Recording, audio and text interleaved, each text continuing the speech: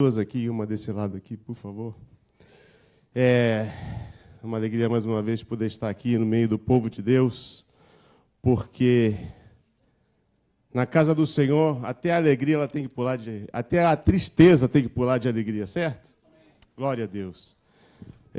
Nós queremos, enquanto eles colocam aqui algumas cadeiras, eu queria contar o que aconteceu na minha vida nos 2 últimos meses, certo? E aí vocês vão entender o porquê disso. Como vocês sabem, a minha casa foi invadida pelos parentes da minha esposa, né?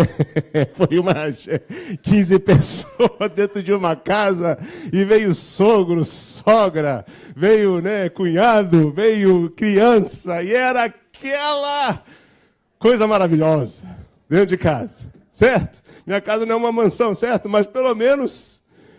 ficou aquela comunhão, assim, sabe? E criança chorando, e é bagunça aqui, quebra prato ali, não sei o que lá, e, meu Deus. Glória a Deus, mas o interessante não foi isso. O interessante foi o que aconteceu nos meses anteriores. Quase infartei por umas 3 vezes, sabe? Porque a Liliane ligava assim, liguei tanto. Não, que teve que pintar a casa, teve que reformar esse negócio, teve que mudar aqui, mudar ali, mudar lá. Isso, quando não chegava em casa, você sentia que tinha algo estranho na casa. Você entrava assim, a casa é minha, tem algo estranho. E quando você descobre um quadro novo, você descobre um jogo de flores, um arranjo diferente, né? E uma das minhas tarefas que aconteceu foi no escritório que a gente tem lá. O Franklin conhece bem, cadê o Franklin, né?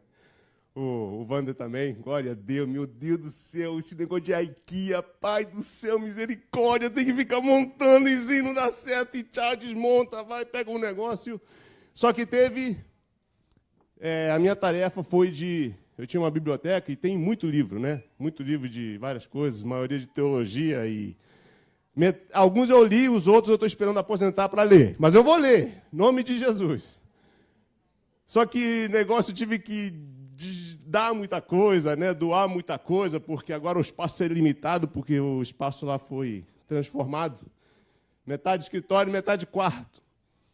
E nesse negócio que eu vou lá, tirando os livros e tal, e não tem que dar esse aqui não, esse aqui é bom, eu vou manter, eu tenho que dar esse aqui eu vou manter. Eu me deparei com um estudo antigo de um pastor americano chamado Bruce Wilkinson.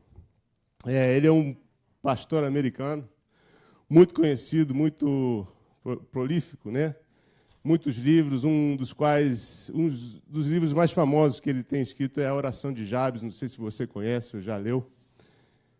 E eu comecei e me deparei com aquele estudo, eu comecei a manusear e eu tive que parar o que eu estava fazendo naquele alvoroço e começar a prestar atenção no que ele estava perguntando.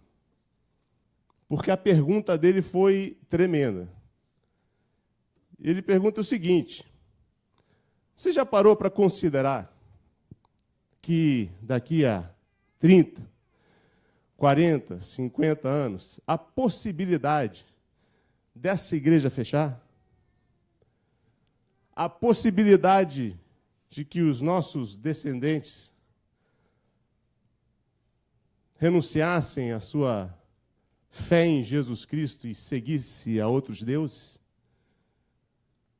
Já parou para pensar na possibilidade de seus filhos, sua filha, seus netos abandonarem a fé em Jesus Cristo e se tornarem muçulmanos, budistas, abandonar? Já pensou seu filho satanista? Sua filha satanista, adorando a Satanás. Sangue de Jesus tem poder, amém? Isso não vai acontecer.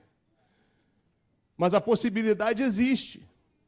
Como é que você sabe, pastor? Porque assim a história nos ensina. De todo o povo no planeta Terra, o povo menos improvável de chegar nessa situação, de deixar o Deus vivo e verdadeiro e seguir a outros deuses, se chamava Israel. E a história nos apresenta, no livro, nas Escrituras Sagradas, exatamente isso. Imagine você, o povo de Israel, enquanto eu estou falando, abra sua Bíblia no capítulo 2 de Juízes, por favor. A gente vai ler no versículo 7 em diante. De todas as nações, escuta o que Israel recebeu do Senhor. Esse povo foi escolhido a dedo por Deus, certo ou não certo? Certo. Ele se revelou para aquele povo. Deu as leis do Senhor, vivo e verdadeiro, para aquele povo. Designou aquele povo a ser uma testemunha, um exemplo para todas as demais nações. E eles eram aqueles que eram as testemunhas de que certamente, somente existe um Deus, o Deus verdadeiro, Jeová, o Deus dos israelitas. Mas conta a história, olha o que acontece. E nós vamos aqui ver no livro de Juízes, capítulo 2, a partir do versículo 7, que diz assim: E serviu o povo ao Senhor todos os dias de Josué, e todos os dias dos anciãos, que prolongaram os seus dias depois de Josué, e viram toda aquela grande obra do Senhor, a qual ele fizera a Israel. Eles viram, testemunhas oculares. Versículo 8: E faleceu, porém, Josué, filho de Num, servo do Senhor, da idade de 110 anos. E sepultaram-no no termo da sua herdade em Timnate-Ares, no monte de Efraim, para o norte do monte Gás. Versículo 10. E foi também congregada toda aquela geração a seus pais. E outra geração após eles se levantou, que não conhecia o Senhor, nem tampouco a obra que fizera a Israel. Versículo 11. Então fizeram os filhos de Israel o que parecia mal aos olhos do Senhor, e serviram aos Baalins, e deixaram o Senhor Deus de seus pais, que os tirara da terra do Egito, e prostraram-se após outros deuses, dentre os deuses das gentes que havia ao redor deles, e encurvaram-se a eles e provocaram o Senhor a ira. Vamos entender o contexto onde isso foi escrito. Vamos repassar algumas coisas para que a gente possa entender o que realmente aconteceu aqui. Vocês sabem que o povo de Israel estava 400 anos debaixo do jugo de quem, irmãos?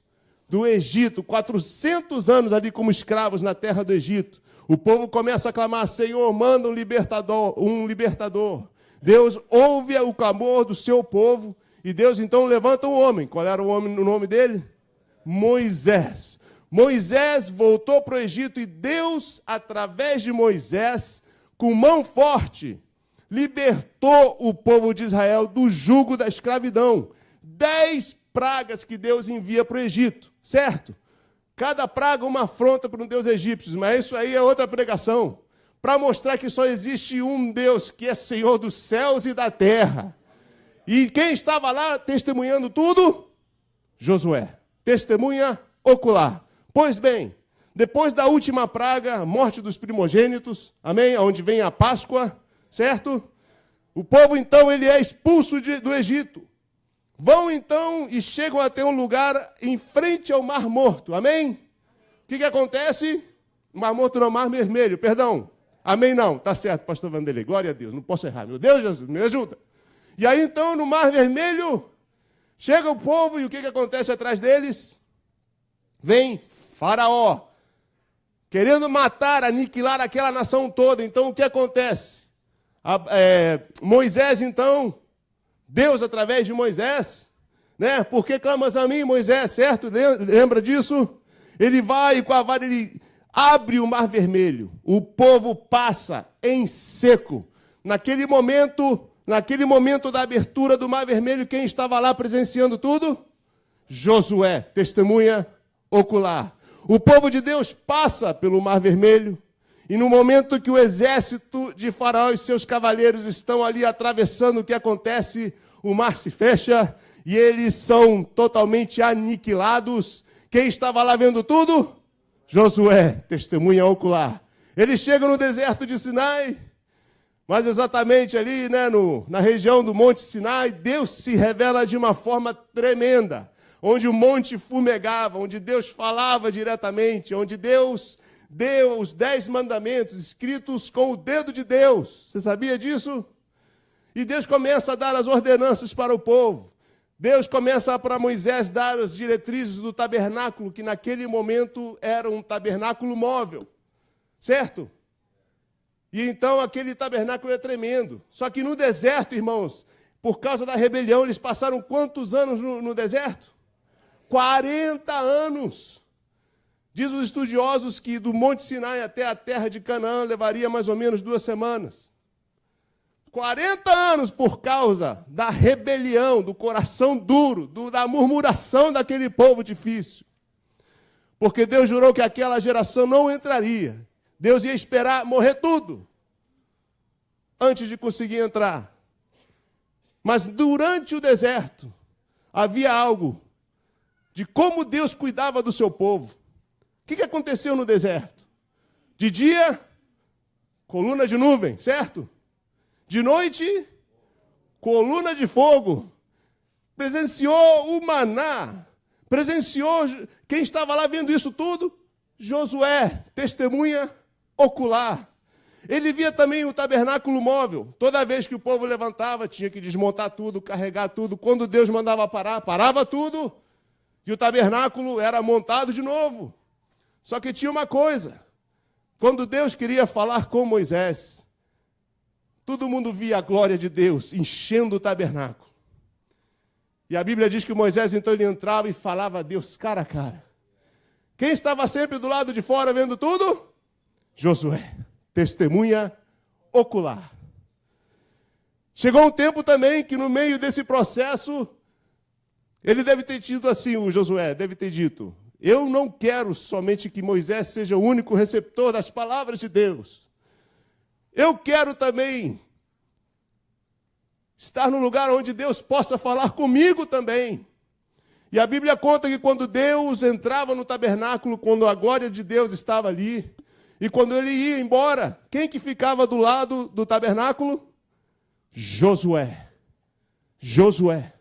Pois bem, vamos lá. Depois disso, então, aquele povo vai, segue até a terra de Canaã. Moisés morre. Quem assume o comando? Josué. E sob o comando militar de Josué, então, o povo invade e se apossa da terra de Canaã. Então, Josué, irmãos, Josué, por isso que a Bíblia fala que Josué, ele conhecia a Deus, certo? E as obras de Deus. Ele andava com Deus, a geração toda de Josué andava com Deus, porque eles eram testemunhas oculares de tudo que Deus tinha feito, de como Deus ele é poderoso. Amém? Então o que acontece? Essa geração aqui era uma geração que conhecia a Deus, era testemunha ocular. A geração seguinte era uma geração que não era uma testemunha ocular, mas vivia das histórias dos seus pais. Essa geração aqui orava. Essa geração aqui, então, pedia para o pai orar, para a mãe orar. Essa geração aqui conhecia os mandamentos e as ordenanças de Deus. Essa geração aqui somente era sustentada pelas histórias que ouviam de seus pais, de como Deus é maravilhoso, e que como ele se moveu em favor dos seus pais, e continuou, então, ele se moveu pelos meus pais, ele vai fazer por nós também, e continuou servindo a Deus. Mas não houve nenhuma experiência de primeira mão. Eles não tiveram uma experiência genuína com Deus. Era somente ouvir falar de como Deus atuou em favor dessa geração. Mas eles mesmos não tinham as histórias pessoais, uma história genuína, eles e Deus. E o que acontece? Essa geração aqui não teve o que passar para esta geração, a terceira. Essa geração aqui sabia que o meu avô orava, era um homem de Deus. Minha avó, mulher de Deus. Vovô e vovó, mulher de Deus. E seus pais? Meu pai eu não sei. Eu não sei. Um dia diz que é, outro dia diz que não é. Um dia serve a Deus, outro dia não serve a Deus. Mas os meus avós oravam e eu sei que eles são de Deus. Só que agora o texto diz, meus avós morreram. E agora quem é que vai orar por nós? Não sei, porque essa geração aqui não vive com Deus, não anda com Deus, não sabe orar, não tem testemunho de vida. E o que acontece? Essa geração cai no vazio de Deus. No vazio de Deus. Então, o texto bíblico diz que na terceira geração de Josué, serviu a Deus, meio que mais ou menos, deixou o Deus de seus pais. Esse pastor chama essa cadeira aqui, a cadeira do compromisso. Yes? Sim? Essa cadeira aqui é um ponto de interrogação. É filho desses. Essa cadeira aqui, ele chama de crise, cadeira da crise.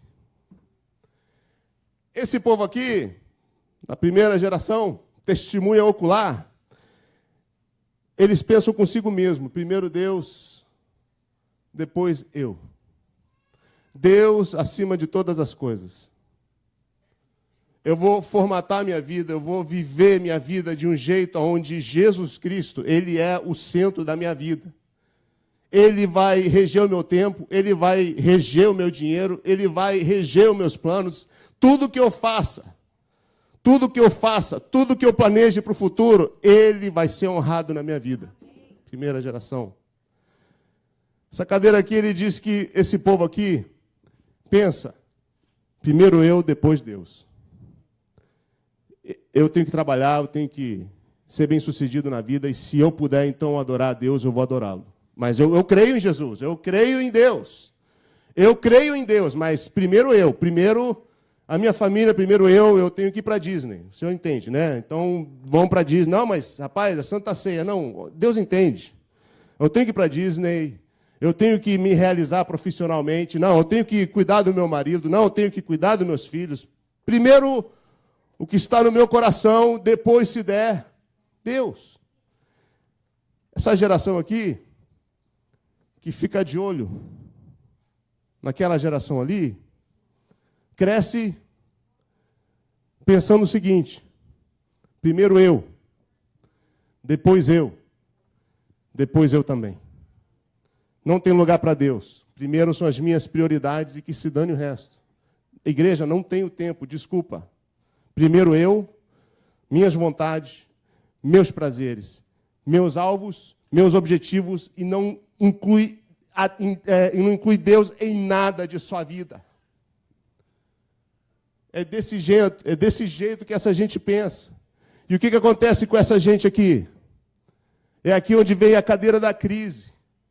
Onde a geração hoje em dia, nós temos adolescentes e jovens aqui nessas gerações, aqui sentadas nessa cadeira, sem propósito, questionamentos, vazio no coração que nada preenche, não sabe em que crer, acha que tudo que foi oferecido pelos seus pais era um bando de história porque eles não viam a realidade, algo que era genuíno, algo que era real naquela geração, e ele falou, eu não quero. Crise. Exemplos. Abraão. Sentou em que cadeira? Hã? Primeira. Amigo de Deus. Pai da fé. Lembra que esse povo pensa que primeiro Deus, depois eu. Imagina Deus chegando para você e fala, sai da tua terra, do meio de onde você... Larga tudo.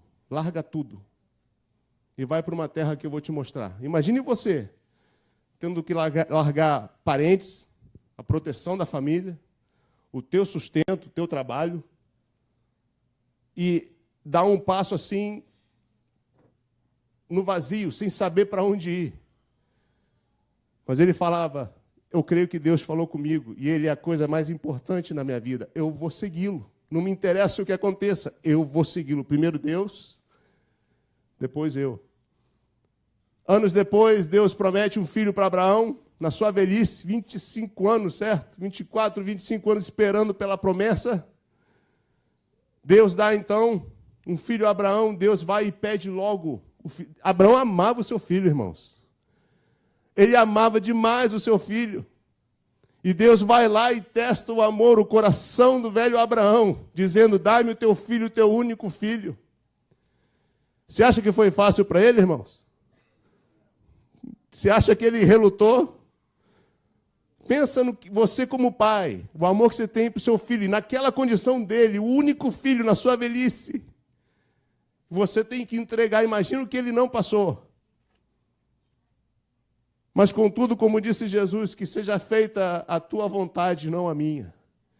E ele foi lá, determinado a oferecer o seu sacrifício, compromisso. Esse camarada aqui, eu acho isso interessante, ele teve esse filho. O nome dele é Isaac. Segunda geração. É engraçado porque alguns comentaristas de Isaac dizem assim que ele realmente foi só uma passagem na história bíblica.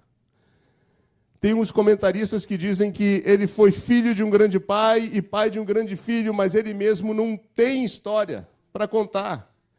Ele se esquivava de conflito, ele não queria ter problemas, ele deixava tudo para lá. E ficou sendo passagem. Filho dele, quando o judeu ora, ou orava, diz assim, ó Deus de Abraão, de Isaac e de... Isaac teve quantos filhos? 2. Né? 2 filhos. Só que a gente só conhece Jacó. Qual é o nome de Jacó? Vocês sabem o que significa o nome Jacó? Usurpador, enganador. Uma maravilha. Lá no Rio de Janeiro fala que é sangue ruim. Sangue ruim esse aqui. Enganou, olha, se entrou assim em parceria com a mãe, enganou o pai, roubou a primogenitura. O irmão dele é tão boa gente esse aqui, sangue ruim, que o irmão jurou ele de morte, teve que sair fugido. Aplicava golpe, era um enganador. Compromisso. Né? Ponto de interrogação. Crise. Crise. Tanto que Deus, quando fala com ele, olha, Jacó, eu sou o Deus de Abraão e de teu pai Isaac. Porque esse aqui parece que não fez nada para tentar introduzir o conhecimento que ele tinha do Deus de Abraão. E cai num vazio espiritual de Deus. E tenta viver a sua vida conforme a sua cabeça lhe dá, ou lhe diz para viver. E achava que a maneira de viver era passando a perna em outras pessoas. Outro exemplo, primeira cadeira. Vamos falar sobre Davi. Ele sentou em qual cadeira? Qual cadeira? O período de Davi era um homem segundo o coração de Deus. Porém, ele tinha alguns problemas, certo?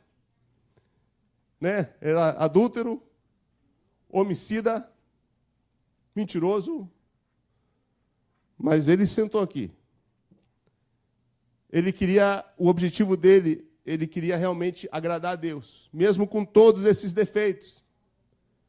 Ele queria agradar a Deus realmente. Homens de Deus, segundo o coração de Deus, a gente aprende que não são perfeitos, certo? Os homens de Deus, eles cometem falhas e dizem que eles assumem o seu erro. Quando eles erram, você vê que quando o profeta Natan chega para ele e diz: Davi, você pecou. Ele não tenta se esquivar, não tenta passar a culpa. Não fui eu, mas você não entende. Olha o que eu estava passando no momento. Não. O que a Bíblia diz? Ele aponta o seu dedo, o seu peito e diz assim: é verdade, eu pequei. E a Bíblia diz que ele se humilha, coloca a cara no pó e se humilha e pede misericórdia. Deus tem misericórdia dele. Só que esse aqui teve um filho de Batseba. Qual o nome dele? Salomão. Lembra que essa cadeira aqui é o ponto de interrogação? Porque começou bem, não é? Ele tinha, a Bíblia diz, 20 anos quando ele tomou o reinado e assumiu o reino de Israel. E ele pediu uma coisa para Deus. Qual que era? Dá-me sabedoria para julgar o teu povo, porque eu me sinto como uma criança. Concede sabedoria para o teu servo. E a Bíblia diz, então, que Deus não somente lhe concedeu sabedoria, a Bíblia diz que ele foi o rei mais sábio que existiu. E nunca houve semelhante a ele antes ou depois dele, exceto Jesus, certo? Mas não somente a sabedoria foi-lhe concedida, mas também riquezas. Nunca houve tanta riqueza no reino de Israel e nesse reinado aqui, como no tempo de Salomão. Só que em Deuteronômio, capítulo 17, Deus dá uma ordem para todos os reis de Israel, que eles não poderiam acumular 3 coisas. Quais são? Cavalos, exército, ouro, riqueza e mulheres. Isso aqui, se você leu a sua Bíblia, quantas mulheres Salomão teve? Só de mulher, quantas? 1.700 esposas e mais 300 concubinas. Repete, 1.000. É 1.000, é muita mulher. Muita mulher. Por isso que só a gente ri, é muita mulher. Eu não vou entrar em detalhe aqui, mas é impossível tentar entender a dimensão das riquezas que é necessária para sustentar 1.000 mulheres. E exatamente. É complicado. 1.000 mulheres. Mas glória a Deus. Deus é sábio, ele é sábio. Só que nessas aqui, Deus, ele sabe o que faz. Ele ordenou aos reis de Israel não acumularem mulheres e justamente a nunca se casarem com mulheres de outras nações. Porque Deus é bem claro, porque essas mulheres vão corromper e perverter o seu coração. Só que naquele momento o reino estava em expansão, certo? A política de Salomão, assim, para a expansão, ele era muito esperto. Quem é o fulano daquele reinado aqui que eu quero acoplar, assim, para Israel? Ah, é fulano de tal. Ele tem uma princesa bonitinha? Tem. Manda falar que eu caso com ela, senão morre todo mundo. Ah, então, com certeza, vai e manda a princesa e se casa. E ele acabou tendo 700 mulheres desse jeito. E o reino expandindo.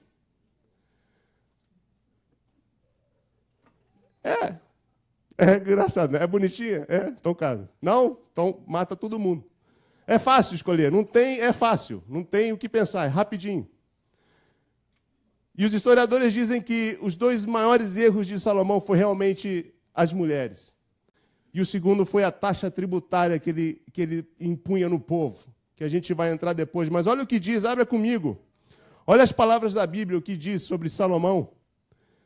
Aquele que sentou nessa cadeira, depois de testemunhar o compromisso. A Bíblia diz em 1 Reis, capítulo 11, do que aconteceu, o resultado e a consequência dele ter tido 1.000 mulheres. E não somente isso, mulheres de outras nações. E a Bíblia diz, então, que capítulo 11, versículo 1, e o rei Salomão, ele amou muitas mulheres estranhas. E isso além da filha de Faraó.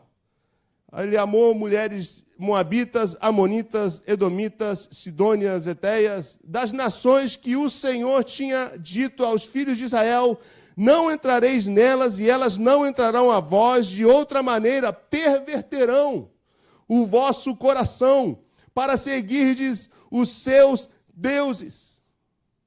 E a estas, olha só o que o versículo 2 diz: a estas se uniu Salomão com amor.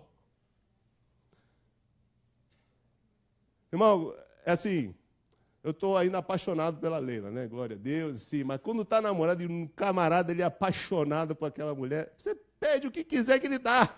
Oh, tem metade do meu reino. É um bobalhão. É um bobalhão.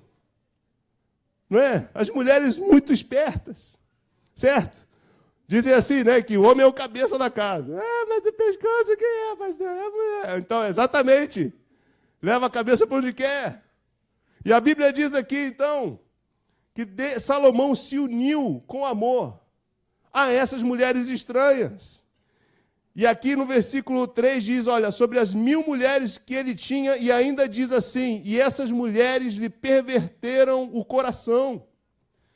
E acontece que cada uma delas, Salomão, ai meu Deus, eu amo todas, olha, é linda, eu amo todas, eu tenho muito amor para dar. E ele ficava babando por todas essas mulheres, e ele querendo agradar, e com certeza, diz o texto, que elas então adoravam a diferentes deuses, e pediam para Salomão: faz um altar aqui, constrói um templo aqui para o meu Deus, constrói um ídolo aqui para que eu possa vir e me adorar, já que eu estou tão longe de casa. E a Bíblia diz que no final do seu reinado, Jerusalém estava afundada em uma idolatria tão nojenta, que isso foi e chegou a um nível onde Deus disse: chega. Salomão, cadeira da interrogação, e começou bem, acabou mal. Esse camarada aqui teve um filho chamado Roboão. Muitos dizem que era louco de pedra, louco. Ele, imagina você, Salomão, com tanta riqueza, vendo o jugo que era colocado no povo para arrecadar imposto. O povo estava gemendo, diz a Bíblia, de tanto imposto que era cobrado do povo de Israel para ostentar, para mostrar a riqueza, que chega um ponto onde eles se rebelam. Mas imagina você, filho de Salomão, em meio àquela riqueza, testemunhando um pai que se preocupa mais em busca dos seus prazeres, em busca da riqueza. Como é que você acha que o seu filho vai agir quando ele for empossado rei da nação? Tem um ditado que diz assim: filho de peixe, peixinho é. A Bíblia diz que, por causa dos seus conflitos, esse camarada aqui assume o trono depois da morte de seu pai Salomão. E a Bíblia diz que o povo vem se ajuntar a ele a pedir: por favor, alivia a carga que vocês estão colocando em nós não conseguimos viver. Ele diz: volta aqui depois de 3 dias. A Bíblia diz que esse aqui, por causa da soberba, por causa do nariz empinado, que eu sou rei, eu faço e aconteço. A Bíblia chega a dizer que ele, quando responde para aquele povo, diz assim, que meu dedo mindinho é mais grosso do que o lombo do meu pai. Vocês querem folga? Eu vou dobrar. E naquele momento, a Bíblia diz que o reinado ele é rasgado das mãos de seu filho. De 12 tribos de Israel, 10 ficam na mão de um camarada chamado Jeroboão, que é outra peça. E 2 somente ficam na mão de Roboão. Por causa dos conflitos internos que ele tinha no seu coração, o reinado foi dividido. Crise, interrogação, compromisso, interrogação, crise. Isso no Velho Testamento. No Novo Testamento,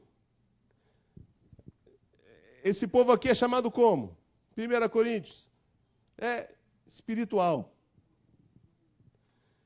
Ele discerne bem todas as coisas. A Bíblia como é que chama esse aqui?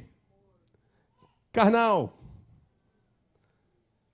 E a Bíblia chama esse aqui natural.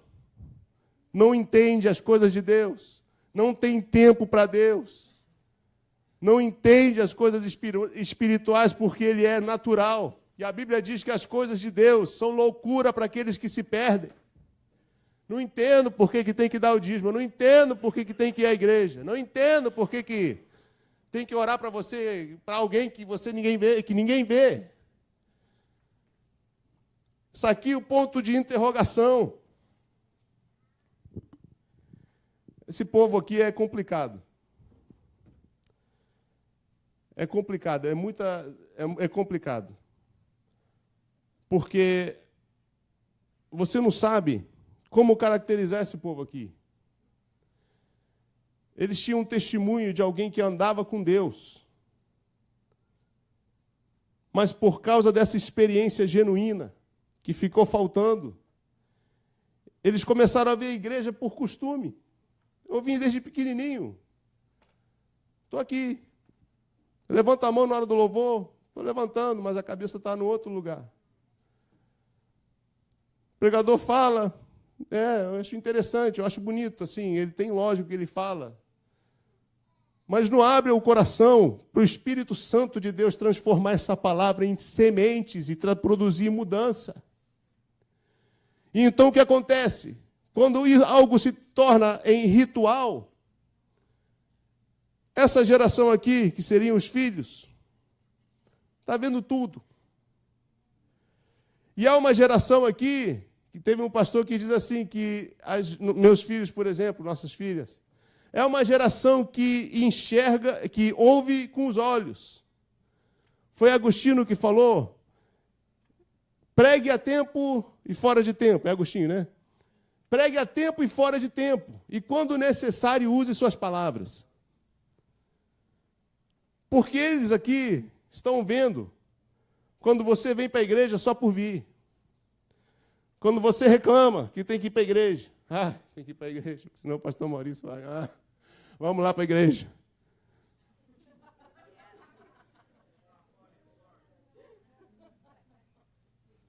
Tem que ir para a igreja. Trata a mulher que nem um lixo dentro de casa. Mas aqui, minha amada, glória a Deus, estou apaixonado por você, é tudo espiritual aqui dentro de casa. E eles vendo. Só que chega em casa, é um cavalo. Xinga a mulher. Né? Espero que não bata na mulher, mas quem sabe, não sei. São gente de duas caras, dissimulam bem, sabem todo o ritual da igreja, eles são agentes secretos, que eles se infiltram tão bem na igreja e na rotina dos crentes, que você olha, meu Deus, isso é crente, não é possível. Mas deixam essa geração aqui tão confusa, que pergunta qual é, o que eu faço? Porque eu sei que o que eu tenho dentro de casa não é a mesma coisa que o que aparece na igreja. Mulher de oração, intercessora, ora, glória a Deus. Chega em casa, destrói os filhos com a língua, com a fofoca. E eles ficam perguntando qual é a dela. Sabe como o Novo Testamento chama esses aqui também? Quente. Fervoroso por Deus. Esse aqui chama frio. Esse aqui chama morno. E a Bíblia diz que Deus Jesus, ele vomita. Porque essa gente aqui faz mal, irmãos. Gente sentada aqui faz mal. Não é genuína. É hipócrita. A Bíblia condenava Jesus Cristo quando ele falava com os fariseus, meu Deus, ó hipócritas! Porque sabiam o ritual, aparentavam ser espirituais e por dentro, cheio de podridão. Essa gente faz mal, porque não entende o efeito que está tendo na próxima geração. Teve um pastor que diz assim, que as decisões do meu hoje vão afetar o meu amanhã. E essa gente aqui tem que entender que não somente a sua vida, não é somente a sua vida que está em jogo. É a terceira geração. Por isso que a Bíblia diz que nós temos que dar um bom testemunho. Romanos diz assim, um versículo que eu lembro assim, tremendo. Por causa de vós, o nome de Deus, ele é blasfemado todos os dias. Por causa de quê? Do testemunho. Um dia nós estávamos visitando o primo da Leila lá em Boston. A gente entrou numa padaria. Oh, que coisa gostosa e coxinha, meu Deus do céu. Para numa padaria, a primeira coisa que eu peço é coxinha. E quando tem catupiry, então, glória a Deus.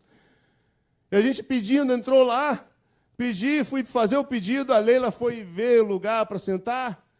Quando eu sentei com a comida, ela fala assim, olha, aqueles rapazes lá no canto, eram 2 senhores falando. E ele disse assim, sabe o que eles estavam falando? Estavam reclamando de alguém da igreja. Parecia que eles não eram da igreja, porque o que ela ouviu, lembra, amor? Porque o que ela ouviu, ele diz assim, e esse camarada ainda vai para a igreja, diz que é crente.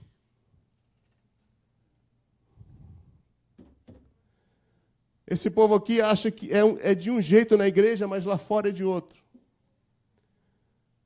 Aqui é santo, mas lá fora engana.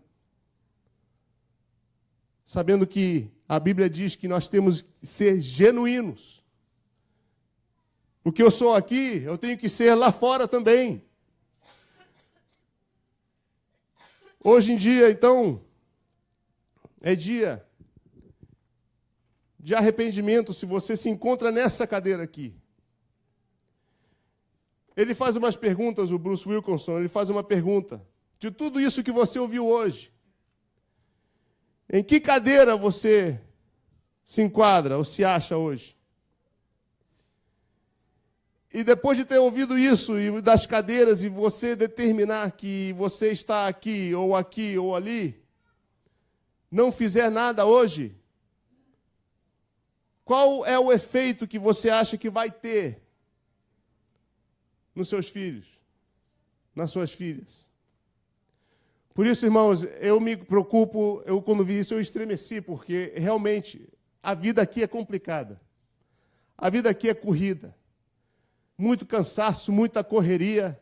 Até o povo que veio do Brasil diz assim, eu não sei como é que vocês aguentam, todo mundo trabalhando é corrido, mas uma coisa que nós temos é que zelar. É o nosso patrimônio espiritual. Amém? Amém? Homens, nós temos que ser realmente sacerdotes de nossas casas. Não quer dizer que você tem que ser perfeito. Ninguém é perfeito. Mas tem que ter o zelo no seu coração de tentar conduzir no melhor das suas forças, nas melhores das suas condições, de liderar a sua família aos pés de Cristo. Lá em casa nós tentamos, irmãos, fazer culto em casa. Dá sempre certo? Não, mas eu tento, e Deus sabe da minha sinceridade. Eu acho importante lá em casa a gente se reunir como família e orar, cantar, ler a Bíblia, contar testemunho. Porque eu quero passar isso para minhas próximas gerações. Eu quero que as minhas filhas tenham experiência de primeira mão com Deus, não somente de ouvir falar. Lá em casa, teve um tempo atrás, eu estava em oração no meu escritório. E de manhã cedo, e aí eu senti o Espírito Santo falar assim, olha, a Gabriela, né? Desculpa, Gabi, vou te usar. A Gabriela estava assim, preparando para ir para a escola e tal, e no momento que eu estava na oração, eu senti o Espírito Santo, olha, vai para tua filha e fala com ela. Porque ela estava tendo alguns problemas na escola, numa matéria. E eu não sabia disso, ela parecia normal. E ela falou assim, fala para ela. Eu puxei ela no escritório e eu falei assim, fala para ela, que ela não tem problema nenhum. Irmão, só foi falar isso que o olho dela encheu d'água. Porque no coraçãozinho dela ela achava, meu Deus, eu sou uma burra. Por que eu tenho problema aqui? Todo mundo pega e eu não consigo. Mas Deus me usou para mostrar para ela que Deus, Ele se importa nos mínimos detalhes com ela. Para você que está aqui, você está questionando que Deus não se importa contigo, é mentira. Ele se importa em muito, em cada detalhe. E foi gostoso ver ela sair dali com aquele rosto estampado de felicidade, mesmo chorando, porque sabe que há um Deus no céu que conhece ela pelo nome e se preocupa com ela nos mínimos detalhes. Experiência de primeira mão. A Camila, a história dela, quando ela nasce, ela teve uma bronquiolite aguda e ela quase morre. Deus poupou a vida dela, glória a Deus. A gente entrando em oração, mas de vez em quando, acho que foi 2 meses atrás, ela começou a ter uma crise assim, que ela falou, eu não posso deitar porque parece que vai me faltar o ar. E lá em casa eu tento falar assim, olha, a gente acredita em médico, a gente acredita em remédio. É coisa de Deus. A Bíblia diz que toda boa dádiva vem do alto, do Senhor. Só que antes de dar o remédio, a gente faz uma coisa, a gente ora. E a gente comendo o Senhor, Senhor, esse remédio por si só não pode fazer nada, mas tu podes curar. E a gente começou a orar com ela. E ela tendo essa crise aqui. E olha, Camila, você crê que Deus pode te curar? Eu creio. Vamos orar. Você acredita que Deus pode te curar? Eu acredito. A gente orou o primeiro dia, a gente orou o segundo dia, no terceiro dia, irmãos. Deus curou ela, porque ela diz assim, na felicidade, Pai, Jesus me curou. Eu não sinto mais nada. Ah, mas isso é coincidência, isso é não sei o que. Se é coincidência ou não, eu não sei. A única coisa que eu sei é que ela estava com problema, a gente orou e ela foi curada. Só sei disso. A Rafaela, esses dias também, desde pequena, inculcando sobre oração, orando, pegando na mãozinha dela e orando. Deu uma prisão de ventre brusca nela, certo? E chorava de dor, tadinha. Estava preso. O trem lá, né? Que mineiro fala trem, né? O trem estava preso. Tadinha, mas dava dó, porque ela chorando, chorando e chorando. E veio a prima, veio a mãe, tentando tudo. E ela chorando de dor. Depois deixaram ela sentada no periquinho lá, né? E ela chamou, papai, papai. Eu fui lá, eu peguei na mãozinha dela, vamos orar, vamos orar. Jesus, é tão bonitinho lá, Jesus, cura o bumbum da Rafaela, ajuda a Rafaela a fazer cocô, assim, né? Glória a Deus. Irmãos, não deu, a gente fez amém, não deu 5 minutos. A gente ouve lá no banheiro, papai, papai, mamãe, olha só. E todo mundo da família lá indo pro banheiro, ver o cocô da Rafaela. Oh, glória a Deus! Ah, mas isso é coincidência. Irmão, eu não sei se é coincidência ou não. Eu só sei uma coisa. Ela estava com prisão de ventre, a gente orou. 5 minutos depois ela foi curada. Experiência de primeira mão. Por isso que uma das histórias mais lindas é quando Jacó, então ele vem e começa a lutar com Deus, no vale de Jaboque. Hoje é dia da gente prestar atenção e considerar e analisar onde nós estamos hoje. Se você está numa dessas 2 cadeiras, hoje é tempo de mudar de posição. Dança das cadeiras. Tome o seu lugar. É tempo de tomar o nosso lugar, como crentes, dentro das nossas casas, com as nossas famílias, com o nosso testemunho. E se você está aqui, glória a Deus, que privilégio de você ter, essa primeira geração aqui, de poder ser testemunha e um exemplo para as tuas futuras gerações. Se você está aqui, não tem problema, passa hoje. Mudança de vida hoje, que ainda há tempo. E não se envergonhe do que você passou aqui nessas outras ocasiões ou cadeiras, porque homens de Deus passaram também sobre essas cadeiras. Muitos homens de Deus passaram sobre essas cadeiras, experimentaram coisas aqui.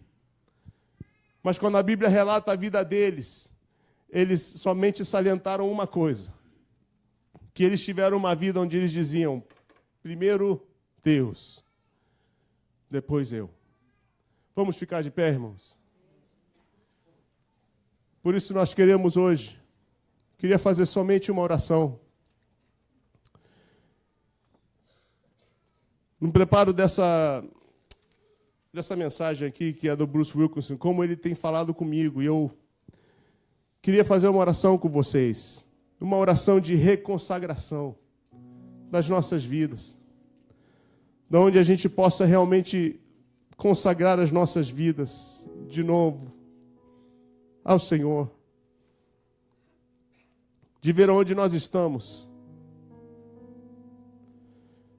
de ver as atitudes que precisam ser mudadas, ver os conceitos, ver as prioridades que têm que ser alteradas,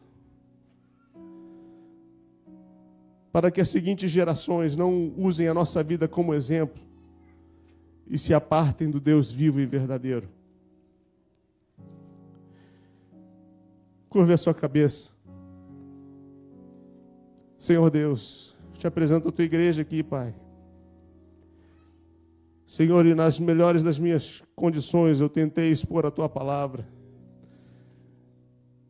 sobre a importância que é, Senhor, continuar o legado do compromisso para com o Senhor. Senhor, nós pedimos que o Senhor nos dê sabedoria, que o Senhor venha quebrantar os nossos corações, para saber o compromisso que nós temos, o privilégio de te conhecer. Senhor, eu sei que cada coração aqui já está contemplando nas áreas que precisam melhorar. Eu somente tenho uma promessa, Senhor, da tua palavra, que diz assim: Senhor, aquele que começou a boa obra, Ele vai aperfeiçoar até o dia do nosso Senhor Jesus Cristo. Por isso, ajuda o teu povo, Senhor. Ajuda o teu povo a reativar esse compromisso contigo, o primeiro amor. Ajuda-nos, Senhor, a começar de mim, a mudar a minha vida, para que eu possa ser exemplo, Senhor, para as demais gerações. Para que no dia da minha morte, Senhor, no meu leito de morte, eu possa contemplar a segunda e a terceira geração servindo ao Senhor. Me ajude, Senhor, ajuda-nos a viver a nossa vida de tal modo, Senhor, onde nós tenhamos a consciência e tenhamos, Senhor, o valor de dizer primeiro Deus e depois eu. Senhor, em nome de Jesus eu peço, Senhor, a tua ajuda, Espírito Santo. Tua palavra diz que o Senhor é o nosso ajudador, é o nosso consolador. Nós pedimos que o Senhor venha nos ajudar, que o Senhor venha nos ajudar a ser exemplos. Senhor, ajuda os teus filhos, ó Deus, em nome de Jesus, para que as gerações que estão vendo coisas que não devem nas gerações passadas, que eles possam presenciar e testemunhar a mudança que o Senhor tem feito nas nossas vidas. Porque ainda há tempo, Senhor, de mudança. Ainda há tempo de experimentarmos a boa e agradável mão do Senhor. Mas começa do coração, Senhor, em nome de Jesus. Eu oro por cada família aqui representada. E declaro que as bênçãos do Senhor repousem sobre elas, Senhor. Eu quero orar pelas futuras gerações dessas famílias aqui representadas, Senhor.